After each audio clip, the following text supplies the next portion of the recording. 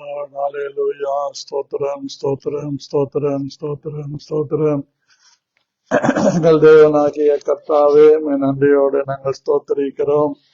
எங்கள் இரட்சகராகிய தேவனே, உம்மை நோக்கி நாங்கள் பார்க்கிறோம். ஆண்டவரே, இந்த காலை வேளை உம்முடைய பாதங்களை முத்தம் செய்து அப்பா பிதாவே என்று கூப்பிட பண்ணுகிற புத்திர சுவிகாரத்தின் ஆவியின் நிறைவோடு உம்முடைய நாமத்தை நாங்கள் ஸ்தோத்திரிக்கிறோம். ஆண்டவரே, உம்முடைய நாமம் சிறந்தது, உம்முடைய நாமம் வல்லமை உள்ளது, உம்முடைய நாமம் அதிசயமானது, உம்முடைய நாமம் மகத்துவமானது, உம்முடைய நாமத்துக்கு தீவுகள் காத்திருக்கிறது, உம்முடைய நாமம் பெரிய காரியங்களை செய்கிறது. ஆகவே உம்முடைய நாமத்தை நன்றியோடு ஸ்தோத்திரிக்கிறேன். ஆண்டவரே, உம்முடைய நாமத்துக்குரிய கனத்தை உமக்கு செலுத்தி, உம்முடைய நாமத்துக்குரிய மகிமையை உமக்கு செலுத்தி, உம்முடைய நாமத்துக்குரிய துதியை உமக்கு செலுத்தி, உம்முடைய நாமத்துக்குரிய காரியங்களை எல்லாம் உம்முடைய நாமத்துக்கு சேர வேண்டிய கனத்தையும் துதியையும் உமக்கு காலை வேளை நாங்கள் செலுத்துகிறோம். காலை தோறும் உம்முடைய கிருபைகள் புதியவைகளாய் இருப்பதற்காக உம்மை ஸ்தோத்திரிக்கிறோம். கிருபையில் ஐஸ்வர்ய சம்பன்னராகிய உம்மை நன்றியோடு ஸ்தோத்திரிக்கிறோம். கிருபாசனபதியாகிய உம்மை நன்றியோடு ஸ்தோத்திரிக்கிறோம். அற்புதங்களையும் அடையாளங்களையும் நடப்பிக்கிற உம்மை நன்றியோடு ஸ்தோத்திரிக்கிறோம்.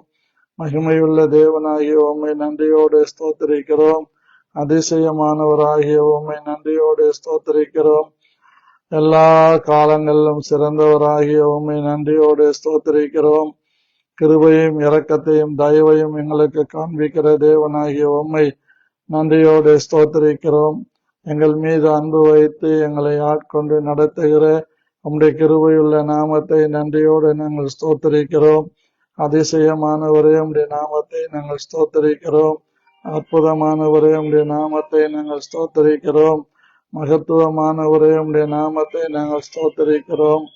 எல்லா காலங்களிலும் உம்முடைய நாமம் போதுமானதாய் இருப்பதற்காக உம்மை ஸ்தோத்திரிக்கிறோம். இரக்கத்தில் பரிசுத்தத்தில் பயங்கரமானவரே, உம்முடைய நாமத்தை ஸ்தோத்திரிக்கிறோம். இரக்கமுள்ளவரே, உம்முடைய நாமத்தை நன்றியோடு நாங்கள் ஸ்தோத்திரிக்கிறோம். பரிசுத்தரே, உம்முடைய நாமத்தை நன்றியோடு ஸ்தோத்திரிக்கிறோம். எங்களுக்காக யாவையும் செய்கிற உம்முடைய நாமத்தை நாங்கள் ஸ்தோத்திரிக்கிறோம். கிருபையில் ஐஸ்வர்ய சம்பன்னரே, உம்முடைய நாமத்தை நாங்கள் ஸ்தோத்திரிக்கிறோம். இரக்கங்களையும் தயவையும் எங்களுக்கு காண்பிக்கிற உம்முடைய நாமத்தை ஸ்தோத்திரிக்கிறோம். ஹல்லேலூயா. உம்மை துதிக்கிறோம் துதிக்கிறோம். பரிசுத்தரே, உம்மை நன்றியோடு துதிக்கிறோம். வல்லமை உள்ளவரே, உம்மை நன்றியோடு துதிக்கிறோம். கிருபையில் ஐஸ்வர்ய சம்பன்னரே, உம்மை நன்றியோடு நாங்கள் துதிக்கிறோம். ஆண்டவரே, மகிமையான தேவன், மகத்துவங்களின் தேவன், அதிசயமான தேவன், அதிசயங்களின் தேவன், நீர் ஒருவரே பெரிய தேவனாய் இருந்து எங்களை நடத்துகிற அநாதி கிருபைக்காக உம்மை நன்றியோடு நாங்கள் ஸ்தோத்திரிக்கிறோம். பரிசுத்தத்தில் பயங்கரமானவரே, உம்மை நன்றியோடு நாங்கள் ஸ்தோத்திரிக்கிறோம். ஆண்டவரே, ஒருவரும் சேரக்கூடாத ஒளியில் வாசம் பண்ணுகிறவரே, உம்மை ஸ்தோத்திரிக்கிறோம். நித்தியானந்தம் உள்ள ஏக சக்கராதிபதியாகிய உம்மை ஸ்தோத்திரிக்கிறோம். அப்பா பிதாவே, உம்மை ஸ்தோத்திரிக்கிறோம். அன்பின் பிதாவே, உம்மை ஸ்தோத்திரிக்கிறோம். ஆறுதலின் தேவனே, உம்மை ஸ்தோத்திரிக்கிறோம். அடைக்கலமானவரே, உம்மை ஸ்தோத்திரிக்கிறோம். நீரே என் கோட்டை, துருகம், தஞ்சம் என்று சொல்லி உம்முடைய நாமத்தை ஸ்தோத்திரிக்கிறோம். எல்லா ஸ்தோத்திரங்களுக்கும் கிருபையை அளிக்கிற உம்முடைய நாமத்தை ஸ்தோத்திரிக்கிறோம். கிருபையில் ஐஸ்வர்ய சம்பன்னரே, உம்மை ஸ்தோத்திரிக்கிறோம். நான் உன்னை விட்டு விலகுவதும் இல்லை, உன்னை கைவிடுவதும் இல்லை என்று சொன்னவரே, உம்மை நன்றியோடு ஸ்தோத்திரிக்கிறோம். சதா காலங்களிலும் எங்களுக்கு யாவையும் செய்து முடிக்கிற கர்த்தரை ஸ்தோத்திரிக்கிறோம். எங்கள் மீது இரக்கம் வைத்து எங்களை நடத்துகிற கர்த்தரை ஸ்தோத்திரிக்கிறோம். எங்களை பலப்படுத்துகிற கர்த்தரை ஸ்தோத்திரிக்கிறோம். எங்களை கண்மலை மேலே வைத்து எங்கள் அடிகளை உறுதிப்படுத்துகிற கர்த்தரை ஸ்தோத்திரிக்கிறோம். எங்களுக்கு தயவையும் கிருபையும் பாராட்டுகிற கர்த்தரை ஸ்தோத்திரிக்கிறோம். எங்கள் மீது அன்பு வைத்து எங்களை ஆட்கொண்டு நடத்துகிற எங்கள் நல்ல ஆவியானவராகிய ஆவியானவரை ஸ்தோத்திரிக்கிறோம். எங்களுக்காக சிலுவையிலே ஜீவனை கொடுத்த தேவகுமாரனாகிய இயேசு கிறிஸ்துவின் நாமத்தை நாங்கள் ஸ்தோத்திரிக்கிறோம்.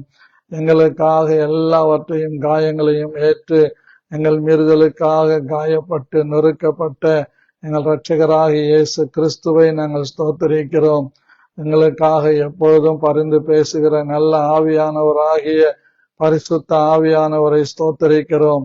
பாவத்தை குறித்தும் நீதியை குறித்தும் நியாய தீர்ப்பை குறித்தும் கண்டித்து உணர்த்துகிறவராகிய கர்த்தரை ஸ்தோத்தரிக்கிறோம். சகல சத்தியங்களுக்குள்ளும் நடத்துகிற கர்த்தராகிய ஆவியானவரை ஸ்தோத்தரிக்கிறோம். சகலத்தையும் எங்களுக்கு போதித்து நடத்துகிற, எங்கள் மேல் கண் வைத்து ஆலோசனை சொல்லி நடத்துகிற பரிசுத்த ஆவியானவரை ஸ்தோத்தரிக்கிறோம். எல்லா காலங்களிலும் எல்லா இடங்களிலேயும் எங்களுக்கென்று நீர் வைத்திருக்கிற அனுகூலமான கதவுகளை திறந்து வைத்திருக்கிற ஆவியானவரை நாங்கள் ஸ்தோத்தரிக்கிறோம். எங்களுக்கு முன்னும் பின்னும் இருந்து எங்களை நெருக்கி ஏவுகிற ஆவியானவரை ஸ்தோத்தரிக்கிறோம். எங்களால் முடியாத காரியங்களை எல்லாம் செய்கிற ஆவியானவரை ஸ்தோத்தரிக்கிறோம். பலத்தினாலும் அல்ல, பராக்கிரமத்தினாலும் அல்ல, உம்முடைய ஆவியினாலேயே ஆகும் என்று வாக்கு பண்ணியிருக்கிறவரை ஸ்தோத்தரிக்கிறோம். இப்போதும் எங்கள் தேவனே, எங்களை தப்பின சிலராகி எங்களை மீதியாக வைக்க உம்முடைய நாமத்தின் மகிமைக்காக கொஞ்ச நேரமாவது கிருபை எங்களுக்கு கிடைக்க பண்ணதற்காய் ஸ்தோத்தரிக்கிறோம். இப்பொழுதும் எங்கள் தேவனாகிய கர்த்தாவே, உம்முடைய பரிசுத்த ஸ்தலத்திலே, உம்முடைய ஊழியத்திலே, உம்முடைய சபையிலே, ரத்தத்தால் மீட்டு கொண்ட சபையிலே எங்களை ஒரு இடம் கொடுத்து எங்களை ஒரு இடத்திலே வைத்திருக்கிற உம்முடைய அநாதி கிருபைக்காக உம்மை நன்றியோடு ஸ்தோத்தரிக்கிறோம். இப்படியும் ஆண்டவரே ஐயா, இந்த உலகத்தின் அதிபதியாகிய பிசாசு எல்லாருடைய மனக்கண்களை குருடாக்கி வைத்திருக்கிற இந்த நாட்கள்ல எங்கள் தேவன் எங்கள் கண்களை பிரகாசிப்பித்து தேவாதி தேவனை அறிந்து கொள்ள, உம்முடைய வேதத்தின் மகத்துவங்களை அறிந்து கொள்ள எங்களுக்கு பாராட்டி வருகிற கொஞ்ச நேரம் கிருபைக்காக உம்மை ஸ்தோத்தரிக்கிறோம். ஆண்டவரே, எத்தனையோ அடிமைத்தன நுகங்களை எங்கள் வாழ்விலே முறித்து எல்லா அடிமைத்தனத்தையும் எங்கள் மீது நீக்கி எங்களை ரட்சித்து உம்முடைய நாமத்தின் மகிமைக்காக எங்களை நடத்துகிற உம்முடைய ஆண்டவரே ஜீவனை கொடுத்திருக்கிற அந்த கொஞ்ச நேர கிருபைக்காக உம்மை நன்றியோடு ஸ்தோத்திரிக்கிறோம். இப்பொழுதும் ஆண்டவரே, உம்முடைய கொஞ்ச நேரம் கிருபை இந்த அதிகாலையிலே இந்த நாளுக்கும் இந்த நாட்களுக்கும் நீ தரும்படியாக உம்முடைய சமூகத்திலே எங்களை தாழ்த்துகிறோம். ஆண்டவரே, எங்களை வெறுமையாக்குகிறோம். பரிசுத்த ஆவியானவரே, உம்முடைய சமூகத்திலே நீர் எங்களுக்கு பாராட்டி வந்திருக்கிற எல்லா கிருபைகளை எண்ணி உம்மை நன்றியோடு ஸ்தோத்திரிக்கிறோம். எங்கள் தேவனாகிய கர்த்தர் இந்த காலை வேளை என்னோடும் எங்களோடும் பேசும். எங்கள் இதயத்தின் தியானமும் என் வாயின் வார்த்தைகளும் எங்களுக்கு பிரீதியா இருக்கும்படி இயேசு கிறிஸ்துவின் நாமத்தில் ஜெபிக்கிறோம். நல்ல பிதாவே, ஆமேன். அன்பான தேவனுடைய பிள்ளைகளே, உங்கள் ஒவ்வொருவரையும் கர்த்தராகிய இயேசு கிறிஸ்துவின் நாமத்தில் அன்போடு வணங்கி வாழ்த்தி வரவேற்கிறேன். காலைதோறும் அவருடைய கிருபைகள் புதியவைகளாய் இருக்கிறது. நம்மை தேடுகிற நம்புகிற யாவருக்கும் அவர் கொஞ்ச நேரம் கிருபையை தந்தருளுகிறார். அதற்காக நான் கர்த்தரை ஸ்தோத்திரிக்கிறேன். அன்பானவர்களே, எலியாவை குறித்து நாம் தொடர்ந்து சிந்தித்து வருகிற இந்த நாட்கள்ல பரிசுத்த ஆவியானவர் இந்த காலை வேளை கூட எலியா ஆண்டுடைய வார்த்தையின்படி, அவருடைய கட்டளையின்படி, அவருடைய சித்தத்தின்படி அவன் கேரி ஆற்றங்களில் உட்காராமல் சாரிபாத் ஊருக்கு போகிறான். அங்கே ஒரு விதவை விறகு பொறுக்கி கொண்டிருக்கிறாள். அவளை கூப்பிட்டு சொல்லுகிறார், எனக்கு கொஞ்சம் தண்ணீர் தா என்று. அந்த கூப்பிட்டு என்று சொல்லுகிற தலைப்பிலே நாம் சில வார்த்தைகளை எல்லாம் சிந்தித்தோம். கூப்பிடு என்ற தலைப்பிலே நாம் தொடர்ந்து சிந்தித்து வருகிறோம். நேற்றைய தினத்திலே கூட புலம்பல் இருந்து நாம் சிந்தித்தோம். இன்றைக்கு பரிசுத்த ஆவியானவர் நம்மை வித்தியாசமாய் நடத்தும்படியாக இந்த காலை வேளை கடந்து வந்திருக்கிறார். இப்பொழுது அந்த வசனத்தை உங்களுக்காய் வாசிக்கிறேன். 1 ராஜாக்கள் 17ஆம் அதிகாரம் 10வது வசனம். அப்படியே அவன் எழுந்து சாரிபாத்துக்கு போனான். அந்த பட்டணத்தின் ஒலிமுக வாசலுக்கு அவன் வந்தபோது அங்கே ஒரு விதவை விறகு பொறுக்கி கொண்டிருந்தாள். அவன் அவளை பார்த்து கூப்பிட்டு, நான் குடிக்கிறதற்கு கொஞ்சம் தண்ணீர் ஒரு பாத்திரத்தில் எனக்கு கொண்டு வா என்றான் என்று சொல்லப்பட்டிருக்கிறது. ஆகவே இந்த கொஞ்ச நேரம் கிருபையை குறித்தும் கொஞ்சம் குறித்து நாம் கடந்த நாட்களில் சிந்தித்தோம். அதனுடைய அடிப்படையிலே தான் இந்த கொஞ்ச நேரம் கிருபையை கீவேடாக வைத்து இந்த நாளிலேயும் நாம் சிந்திக்க வேண்டியதாய் இருக்கிறது. ஆகவே கூப்பிடுகிறது ரொம்ப முக்கியம். கூப்பிட்டு என்று சொல்லுவது பார்த்து கொண்டே இருக்கிறவர்களை அருகிலே அழைத்து என்பது கூப்பிட்டு. கூப்பிடு என்பது என்னவென்றால், நமக்கு கண்ணு கெட்டாத தூரத்திலே இருக்கிறவர்களை கூப்பிடுவது கூப்பிடு. இப்போ இந்த காலை வேளை நம்ம எப்படி கூப்பிடணும் என்று நாம் சிந்திக்க போகிறோம். நேற்று தினத்திலே சியோன் குமாரத்தி சிறைப்பட்டு போயிருக்கிறாள் என்று சொல்லி நாம் சிந்தித்தோம். இந்த காலை வேளையில சங்கீதம் 41 நாம் சில காரியங்களை சிந்திக்க இருக்கிறோம். சங்கீதம் 40 முதலாவது வசனத்தை வாசிக்க கேட்கலாம். உங்களுக்காக நான் வாசிக்கிறேன். கர்த்தருக்காக பொறுமையுடன் காத்திருந்தேன். அவர் என்னிடமாய் சாய்ந்து என் கூப்பிடுதலை கேட்டார். பயங்கரமான குழியிலும் உலையான சேற்றிலும் இருந்து என்னை தூக்கி எடுத்து என் கால்களை கன்மலையின் மேல் நிறுத்தி என் அடிகளை உறுதிப்படுத்தி நமது தேவனை துதிக்கும் புது பாட்டை அவர் என் வாயிலே கொடுத்தார். அநேகர் அதை கண்டு பயந்து கர்த்தரை நம்புவார்கள் என்று இந்த 3 வசனங்களிலே சொல்லப்பட்டிருக்கிறது. கர்த்தருக்காக பொறுமையுடன் காத்திருந்தேன். அவர் என்னிடமாய் சாய்ந்து கூப்பிடுதலை கேட்டு. நம்முடைய கூப்பிடுதலை கேட்கிற தேவனாய் இருக்கிறார். ஏனென்றால் சங்கீதம் 115:1 நாம் வாசிக்கும் போது அங்கே அவர் சொல்லுகிறார், பிரியமானவர்களே, தம்முடைய பிள்ளைகளுக்கு தேவன் நிறைய காரியங்களை சொல்லிக் கொடுக்கிறதை பார்க்கிறோம். இங்கே சங்கீதக்காரன் 115ஆம் சங்கீதத்திலே இப்படியாய் ஒரு ஜபத்தை செய்கிறதை பார்க்கிறோம். எங்களுக்கு அல்ல கர்த்தாவே, எங்களுக்கல்ல, உமது கிருபை நிமித்தமும் உமது சத்தியத்தின் நிமித்தமும் உம்முடைய நாமத்திற்கே மகிமையை வர பண்ணும்.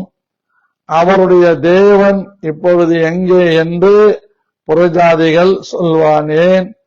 நம்முடைய தேவன் பரலோகத்தில் இருக்கிறார். தமக்கு சித்தமான யாவையும் செய்கிறார். அவர்களுடைய விக்கிரகங்கள் வெள்ளியும் பொன்னும் மனுஷருடைய கைவேலையுமாய் இருக்கிறது. அவைகளுக்கு வாயிருந்தும் பேசாது, அவைகளுக்கு கண்களிருந்தும் காணாது, அவைகளுக்கு வாயிருந்தும் பேசாது, அவைகளுக்கு கண்ணிருந்தும் காணாது, அவைகளுக்கு காதுகளிருந்தும் கேளாது, அவைகளுக்கு மூக்கிருந்தும் முகராது, அவைகளுக்கு கைகளிருந்தும் தொடாது, அவைகளுக்கு கால்கள் இருந்தும் நடவாது, தங்கள் தொண்டையால் சத்தமிடவும் மாட்டாது. அவைகளை பண்ணுகிறவர்களும் அவைகளை நம்புகிறவர்கள் யாவரும் அவைகளைப் போலவே இருக்கிறார்கள். இஸ்ரவேலே, கர்த்தரை நம்பு, அவரே அவர்களுக்கு துணையும் அவர்களுக்கு கேடகமாயிருக்கிறார். ஆரோன் குடும்பத்தாரே, கர்த்தரை நம்புங்கள், அவரே அவர்களுக்கு துணையும் அவர்களுக்கு கேடகமாயிருக்கிறார். கர்த்தருக்கு பயப்படுகிறவர்களே, கர்த்தரை நம்புங்கள், அவரே அவர்களுக்கு துணையும் அவர்களுக்கு கேடகமாயிருக்கிறார். கர்த்தர் நம்மை நினைத்திருக்கிறார், அவர் ஆசீர்வதிப்பார். இஸ்ரவேல் குடும்பத்தாரை ஆசீர்வதிப்பார், அவர் ஆரோன் குடும்பத்தாரை ஆசீர்வதிப்பார். கர்த்தருக்கு பயப்படுகிற பெரியோரையும் சிறியோரையும் ஆசீர்வதிப்பார் என்று வாக்கு பண்ணியிருக்கிறார். நாம் கூப்பிடும் போது கேளாதவர் போல இருக்கிற தேவன் நம்முடைய தேவன் அல்ல. விசுவாசிக்கிறவங்க மாத்திரம் ஆமென் சொல்லுங்க. கூப்பிடுகிற போது நமக்கு செவி கொடுக்கிறார். சில கூப்பிடுதல்களுக்கு உடனே பதில் கிடைக்கிறது, சில கூப்பிடுதலுக்கு கால தாமதம் ஆகிறது, சிலர் கூப்பிடுகிறதற்கு நீடிய கால தாமதம் ஆகிறது.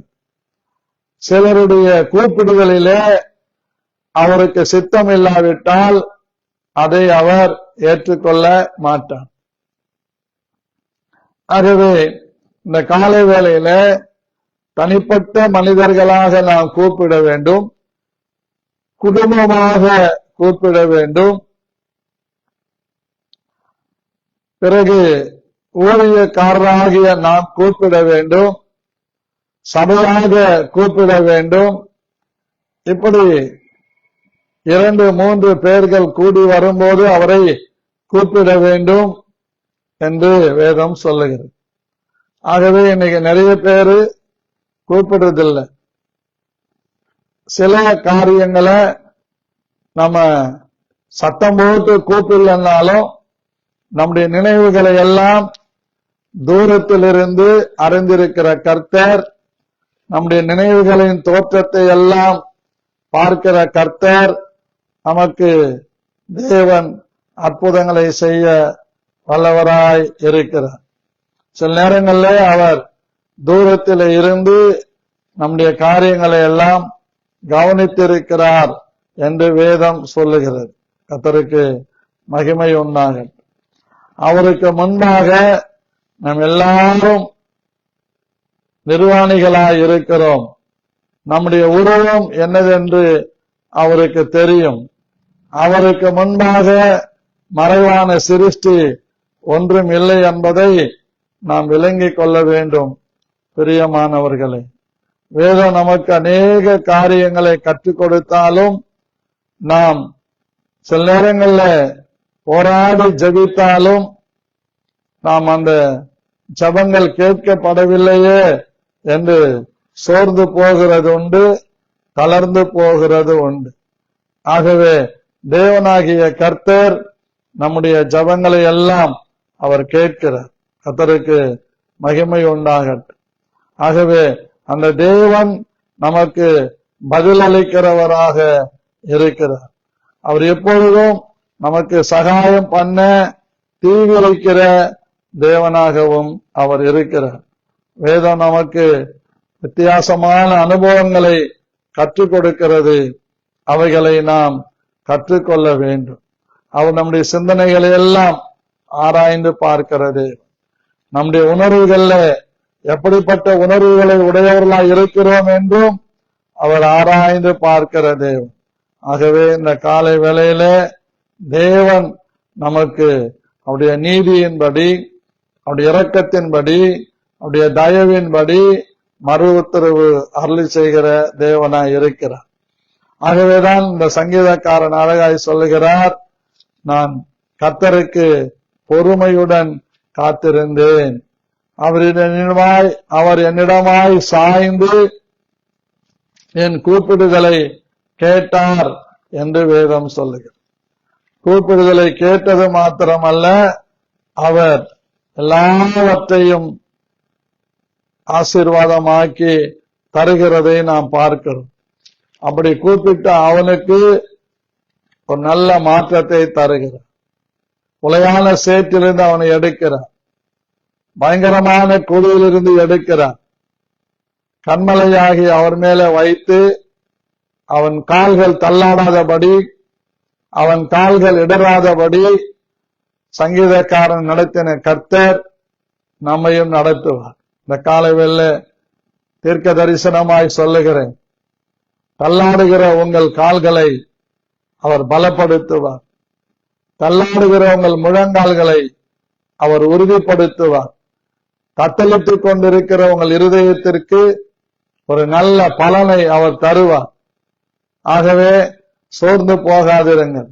சோர்ந்து போகிறவனுக்கு பலன் கொடுத்து, சத்துவம் இல்லாதவனுக்கு சத்துவத்தை அவர் பெருக பண்ணுகிறவராய் இருக்கிறார். அன்பான கர்த்தருடைய பிள்ளைகளே, அழகாக வேத வசனம் நமக்கு சொல்லுகிறது, கர்த்தருக்காக பொறுமையுடன் காத்திருந்தேன். அந்த காத்திருக்கிற அனுபவம் தான் ரொம்ப முக்கியம். காத்திருந்தேன் என்பதனுடைய பொருள் என்ன? நேரத்தை ஒதுக்கி இந்த மனுஷனுடைய சஞ்சாரம் இல்லாத ஒரு இடத்துல உங்க வீட்டிலேயே கூட ஒரு மூலை பகுதியை தெரிந்து கொண்டு அந்த இடத்துல உட்கார்ந்து நீங்கள் கூப்பிட வேண்டும். அப்படி கூப்பிடும் போது கர்த்தர் நீடிய பொறுமை உள்ளவராயிருந்து நமக்கு சீக்கிரத்திலே நியாயம் செய்வார். சில நேரங்கள்ல சில இக்கட்டுகளும் இன்னல்களும் இடுக்கங்களும் நமக்கு வருகிறது என்றால் அவைகளை பார்த்து நாம் பயந்து போகக்கூடாது. அவைகளை பார்த்து நாம் இடறி போகக்கூடாது. அவைகளை பார்த்து நாம் தள்ளாடிவிடக்கூடாது. காரணம், நாம் பார்க்க வேண்டிய ஒரே ஒரு இடம் ஏசாயா 51:1 சொல்லுகிறபடி, நீங்கள் வெட்டின துறவின் குழியை நோக்கி பாருங்கள். இயேசு கிறிஸ்துவனுடைய காயங்களை பார்க்க வேண்டும். அவர் நமக்காக பட்ட பாடுகளை பார்க்க வேண்டும். அவர் நமக்காக அடைந்த கஷ்டங்களை பார்க்க வேண்டும். அப்படி பார்த்து பார்த்து பழகிவிட்டால் இக்காலத்து வருகிற பாடுகள் அவரிடத்திலிருந்து வரப்போகிற மகிமையான காரியங்களுக்கு ஒப்பிடத்தக்கவைகள் அல்லவே. ஆகவே சில நேரங்களில் மனுஷர்கள் நமக்கு நிறைய ஆலோசனை சொல்லுவாங்க, நல்லதுதான். ஆனா பரத்திலிருந்து வருகிற ஆலோசனையும் பரத்திலிருந்து வருகிற நன்மைகளும் தவிர இந்த உலகத்தில் இருந்து வருகிற எந்த ஆசீர்வாதங்களும் நம்மை தொடர்ந்து பின்தொடராது. ஆகவே இந்த காலை வேளையில தேவனுடைய பிள்ளைகளாகிய நாம் கர்த்தருக்காக பொறுமையுடன் காத்திருக்க வேண்டும். அவர் என் கூப்பிடுதலை கேட்டார் என்று இந்த சங்கீதக்காரன் சொல்லுகிறார். கேட்டது மாத்திரம் அல்ல, என் கால்களை கண்மலையின் மேலே வைத்து என் அடிகளை உறுதிப்படுத்தி புதுப்பாட்டை என் நாவிலே தந்தார். அதை கண்டு அநேகர் பயப்படுவார்கள் என்று சொல்லியிருக்கு. நம்ம ஜபங்கள் கேட்கப்பட்டுச்சுன்னு சொன்னா அநேகர் அதை கண்டு பயப்படுவாங்க. ஐயோ, அவங்களோட ஆண்டவர் இருக்கிறாரு, அவங்கள நம்ம டச் பண்ணக்கூடாது என்று சொல்லி ஒதுங்கிக் கொள்வார். இதுதான் வேதம் சொல்லு. உனக்கு விரோதமாய் உருவாக்கப்படுகிற எந்த ஆயுதமும் வாய்க்காது. இயற்கையாய் வர்ற ஆயுதமானாலும் செயற்கையாய் வருகிற ஆயுதமானாலும் நம்மை சேதப்படும். நம்முடைய தேவன் இயற்கைக்கும் செயற்கைக்கும் அப்பாற்பட்டது. ஆகவே இந்த காலைவெல்ல நாம் பொறுமையோடு கர்த்தருக்கு காத்திருப்பது மிக அவசியமாயிருக்கிறது. இரண்டாவதாக சங்கீதம் 50:15 சங்கீதக்காரன் இப்படி தெளிவாக சொல்லுகிறதை நாம் பார்க்க முடியும். ஆபத்து காலத்தில் என்னை நோக்கி கூப்பிடு, நான் உன்னை விடுவிப்பேன், நீ என்னை மகிமைப்படுத்துவாய். கர்த்தருக்கு ஸ்தோத்திரம். 14வது வசனம் பாருங்க. நீ தேவனுக்கு ஸ்தோத்திர பலியிட்டு உன்னதமானவருக்கு உன் பொருத்தனைகளை செலுத்தி ஆபத்து காலத்திலே கூப்பிடு. ஆபத்து காலம் என்று நாம் சொன்னால் அது நிறைய காலங்கள் இருக்கிறது. சங்கீதம் 37:19 இந்த ஆபத்து காலத்தை குறித்து நமக்கு சொல்லுகிறது. பாருங்க, அவர்கள் ஆபத்திலே வெட்கப்பட்டு போகாதிருந்து பஞ்ச காலத்திலே திருப்தி அடைவார். அப்படின்னா ஆபத்து காலம் என்பது ஜீவன் போகிற சந்தர்ப்பமா இருக்கலாம், விபத்துகள் ஏற்படுகிற சந்தர்ப்பமா இருக்கலாம். சிலர் சொல்லுவாங்க இதெல்லாம் ஒரு ஆக்சிடென்ட் மாதிரி.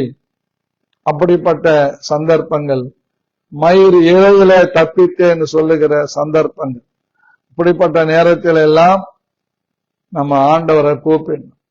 எப்படி கூப்பிடணும்? பைபிள் அழகா சொல்லுது, தேவனுக்கு ஸ்தோத்திர பலியிட்டு உன்னதமானவருக்கு உன் பொருத்தனைகளை செலுத்தி, அந்நாள் பொருத்தனையை செலுத்தி தான் ஜெபம். நீ எனக்கு ஒரு ஆண் பிள்ளையை கொடுத்தால் அவன் உயிரோடு இருக்கிற நாளெல்லாம் உன் சமூகத்தில் இருப்பான், அவன் தலையில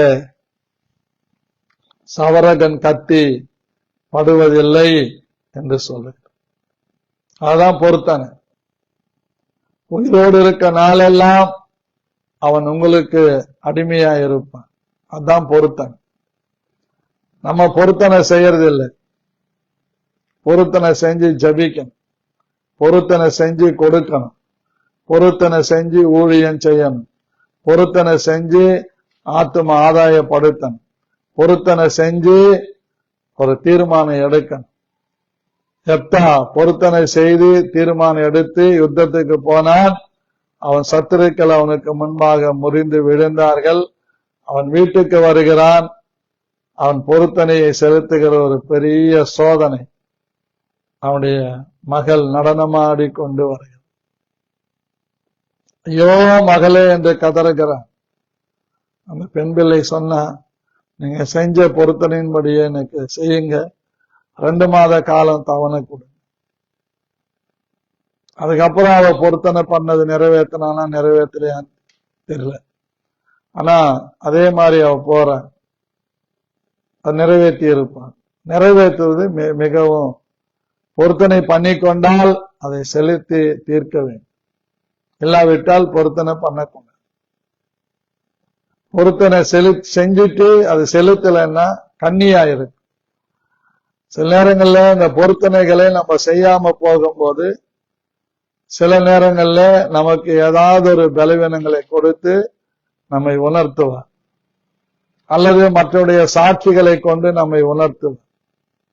அப்படி ஆபத்து வரும்போது செய்யற பொருத்தனைகளை நாம் நிறைவேற்றணும்.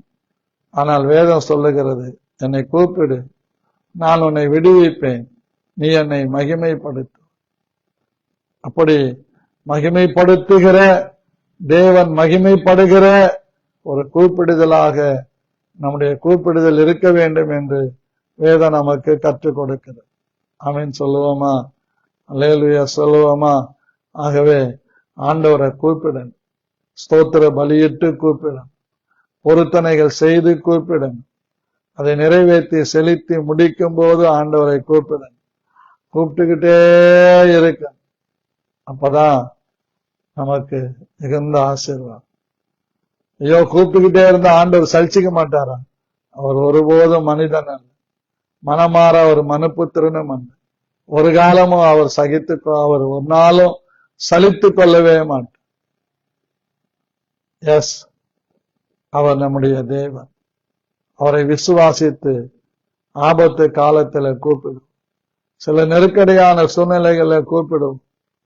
நான் அப்படிதான் சில நேரங்கள்ல நெருக்கடிகள் வரும்போது, அதாவது கக்கவும் முடியாம முழுங்கவும் முடியாம சூழ்நிலைகள் வரும்போது சாஷ்டாங்கமாய் கர்த்தருடைய ஆலயத்திலே போய் விழுந்து முகங்குப்புற படுத்து கிடப்பேன். அப்படியே டங்ஸ் பேசிக்கிட்டே இருப்பேன். சில நேரங்கள்ல தூங்கிடுவேன், வெளிப்பாடுகள் கிடைக்கும்.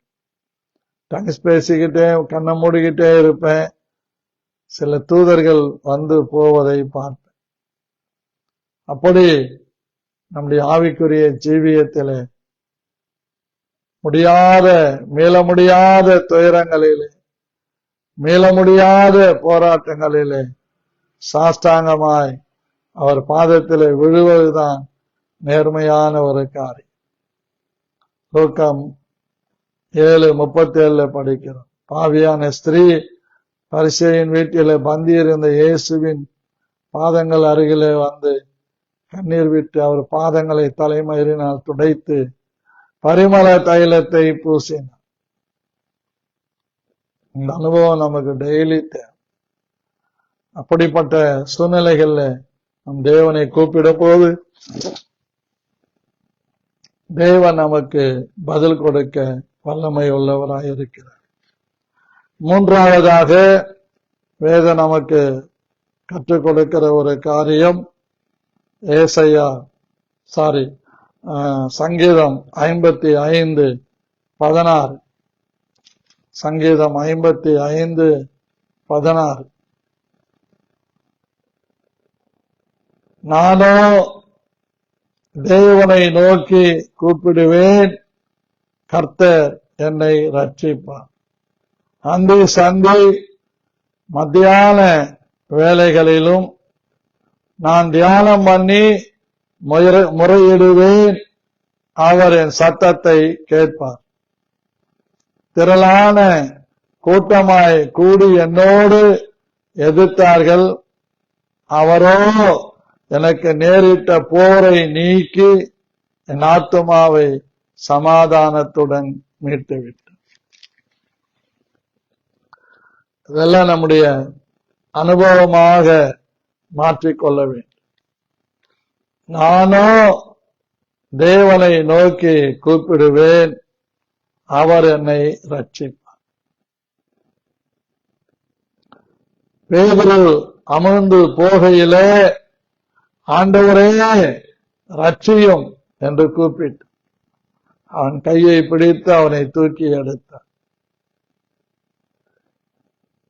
என் வேலைக்காரன் மரண அவஸ்தைப்படுகிறான் என்று ஜபாலய தலைவன் கூப்பிட்ட போது, நீ போ, உன் வேலைக்காரன் சொஸ்தமாயிரு. இன்னொரு ஜபாலய தலைவனாயிருந்த எவீரு தன் மகள் வியாதிப்பட்டிருக்கிறாள் என்று போதகரை அழைத்தார். போய்கொண்டிருக்கும் போதே அவள் இறந்து போகிறாள். ஆனால் அந்த வீட்டிலே இருந்தவர்கள் ஓடி வந்து, போதகரை வருத்தப்படுத்தாது, உன் மகள் மரித்து போனார். ஆனாலும் இயேசு கிறிஸ்து எவீரு வீட்டுக்கு போகிறார். பாருங்க, தலித்தாகுமி, சிறு பெண்ணே எழுந்திரு, அவர் எழுந்திருக்கிறார். இந்த காலை வேளையிலே நம்ம கூப்பிடணும்.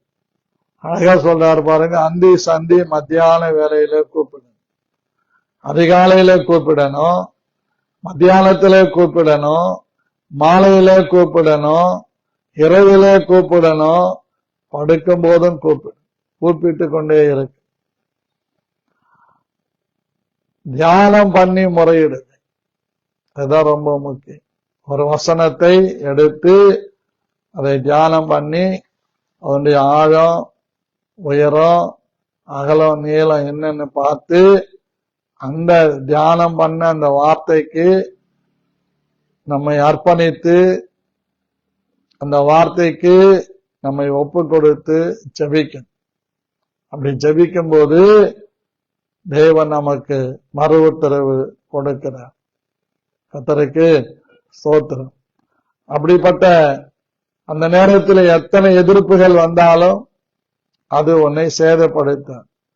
உன் பக்கத்தில் 1000 பேர் விழுந்தாலும், உன் வலது பக்கத்தில் 10,000 பேர் விழுந்தாலும் அது உன்னை அணுகாது. அவரை நோக்கி கூப்பிடுகிற பிள்ளைகளுக்கு சர்ப்பங்களை எடுக்கவும் தேள்களை மிதிக்கவும் அதிகாரம் கொடுத்திருக்கு. பிசாசின் தந்திரங்களை மேற்கொள்ளுகிற அதிகாரத்தை கர்த்தரை நோக்கி கூப்பிடுகிற பிள்ளைகளுக்கு கொடுக்கிறார். நம்முடைய சரீரத்தில் அநேக போராட்டங்கள் வரும்போது சோர்ந்து போகாம, மருத்துவம் நாம் எடுத்துக்கொண்டாலும் ஆண்டவர் சமூகத்தில் இன்னும் அதிகமாய் கூப்பிடும்.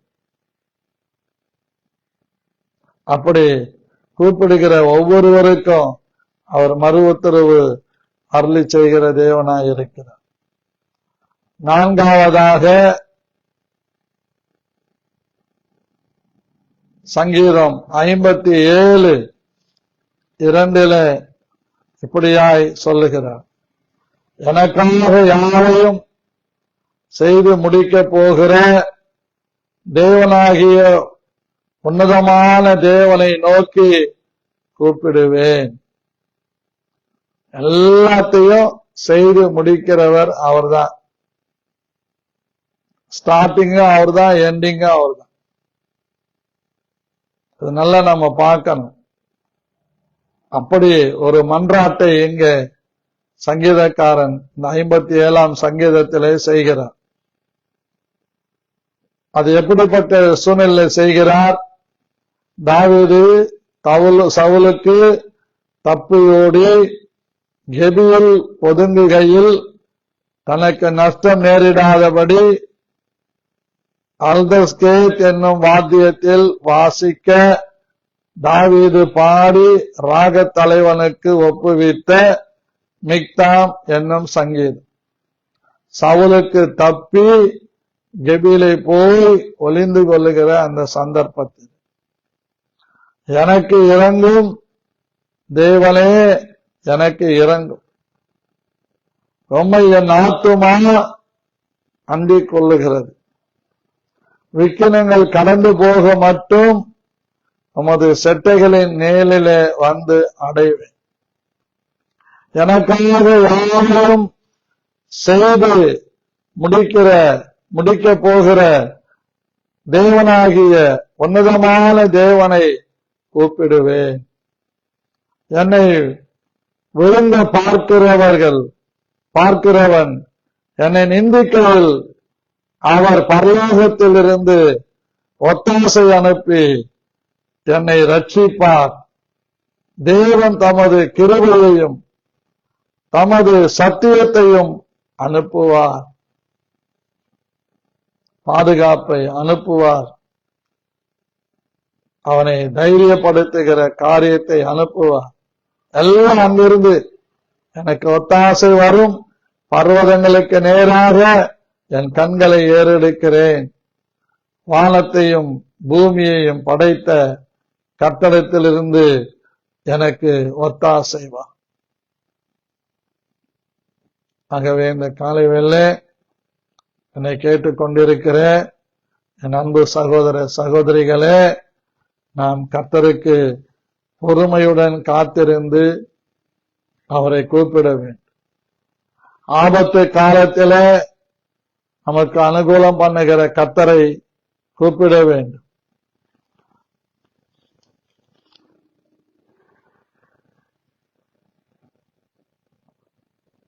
நம்மை ரட்சிக்கும்படியாக தேவனை நோக்கி நாம் கூப்பிட வேண்டும். அண்டி சந்தி மத்தியான வேளையில கூப்பிட வேண்டும். அப்படி கூப்பிடுகிற நமக்கு தேவன் பதில் கொடுக்கிறவராய் இருக்கிறார். பிரியமானவர்களே, தேவனை நோக்கி நாம் கூப்பிட வேண்டியது நம் மீது விழுந்திருக்கிற ஒரு பெரிய கடமை. ஆகவே நாம் கர்த்தரை கூப்பிடும் போது நமக்கு பதில் கொடுக்கிறார். கடைசியாக சங்கீதம் 56:9 சிந்தித்து ஜெபிக்கலாம். நான் உம்மை நோக்கி கூப்பிடும் நாளில் என் சத்துருக்கள் பின்னிட்டு திரும்புவார்கள். தேவன் என் பட்சத்தில் இருக்கிறார் என்பதை அறிவேன். அழகா சொல்றார். நம்ம கூப்பிடும் போது சத்துருக்கள் பின்னிட்டு திரும்புவார். நம்ம கூப்பிடணும். நம்முடைய சத்துருக்கள் எங்கிருந்தாலும், நம்முடைய சரீரத்தில் இருந்தாலும் அல்லது நம்ம வீட்டில் இருந்தாலும் அக்கம் பக்கத்தில் இருந்தாலும் அவற்றை எல்லாவற்றையும் நம்மை விட்டு துரத்துவார். சமாதானத்தை தேவன் தருவார். இந்த வார்த்தைகளை கொண்டு கர்த்தர் நம்மை ஆசீர்வதிப்பாராக.